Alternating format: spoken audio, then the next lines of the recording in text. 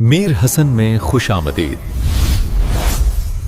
جدید AI کے انداز میں اسلامی معلومات۔ اسلامی کیلنڈر میں کچھ راتیں ایسی آتی ہیں جو عام راتوں جیسی بالکل نہیں ہوتی۔ انہی میں سے ایک ہے شب برات، یعنی مغفرت کی رات۔ اور یہ کوئی عام رات نہیں ہے، یہ تو ایک ایسا موقع ہے جو ہمارے آنے والے پورے سال کی سمت بدل سکتا ہے۔ تو چلیں ذرا گہرائی میں جا کر سمجھتے ہیں کہ آخر اس رات کی اتنی زیادہ اہمیت ہے کیوں۔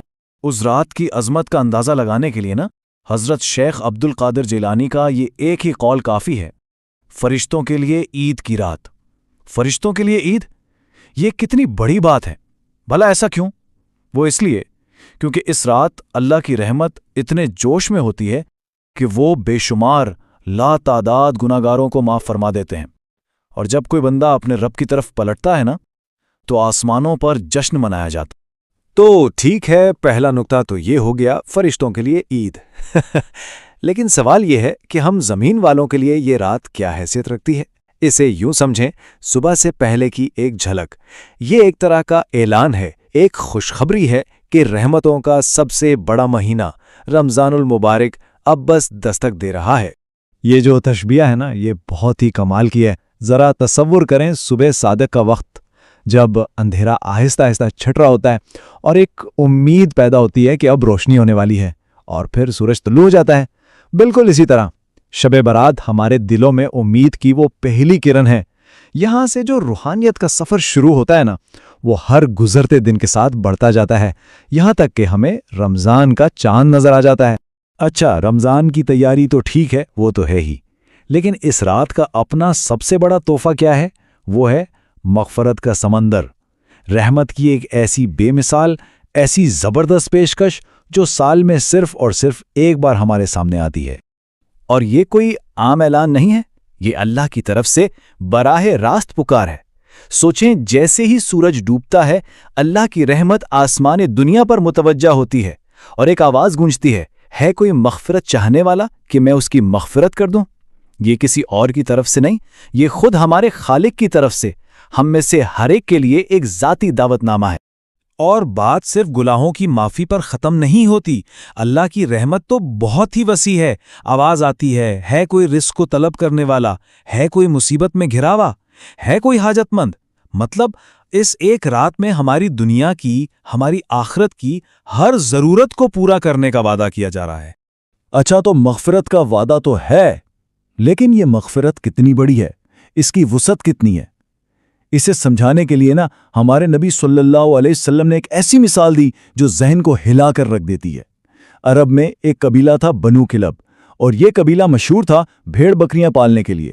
ان کے پاس اتنے جانور تھے، اتنے کہ کوئی گن بھی نہیں سکتا تھا۔ اب ذرا ایک لمحے کے لیے سوچیں، ایک بھیڑ، اس کے جسم پر کتنے بال ہوں گے؟ لاکھوں میں۔ اچھا، تو پھر اس پورے قبیلے کی ہزاروں لاکھوں بھیڑوں کے جسم پر کل کتنے بال ہوں گے؟ یہ ایک ایسا نمبر ہے جسے ہم تصور بھی نہیں کر سکتے۔ ہمارے نبی صلی اللہ علیہ وسلم نے فرمایا کہ اس ایک رات میں اللہ تعالیٰ بنو کلب قبیلے کی تمام بھیڑوں کے تمام بالوں سے بھی زیادہ لوگوں کی مغفرت فرما دیتے ہیں۔ سبحان اللہ، یہ ہے اس رات کی رحمت کا عالم۔ تو ایک طرف تو یہ رات ہمارے ماضی کو صاف کرنے کا موقع ہے، گناہوں سے معافی کا، لیکن اس رات کا ایک دوسرا اور شاید اس سے بھی زیادہ اہم پہلو ہے جو ہمارے مستقبل سے جڑا ہے۔ جی ہاں، یہ صرف مغفرت کی رات نہیں، یہ تقدیر کی رات بھی ہے، وہ رات جب ہمارے آنے والے پورے سال کی قسمت لکھی جاتی۔ تو اس رات ہوتا کیا ہے؟ 4 بڑے فیصلے جو فائنل کیے جاتے ہیں۔ نمبر 1، ہمارے پورے سال کے اعمال اللہ کے سامنے پیش ہوتے ہیں۔ نمبر 2، آنے والے سال میں کس کو کتنا رزق ملے گا یہ تقسیم کیا جاتا ہے۔ نمبر 3، کون کون اس دنیا میں آئے گا ان کے نام لکھے جاتے ہیں۔ اور نمبر 4، کس کس کا وقت پورا ہو گیا ہے ان کے نام بھی اسی رات لکھ دیے جاتے ہیں۔ یعنی تقدیر کا جو ایک مبہم سا تصور ہوتا ہے وہ اس رات ٹھوس حقیقی فیصلوں میں بدل جاتا ہے۔ یہ بات بہت گہری ہے، اور یہ ہمیں بتاتی ہے کہ اس رات میں سستی کی کوئی گنجائش کیوں نہیں ہے۔ دیکھیں، جب تک فیصلے لکھے جا رہے ہیں، جب تک تقدیر کا قلم چل رہا ہے، تب تک دعا کے ذریعے اپنے حق میں کچھ لکھوانا آسان ہے۔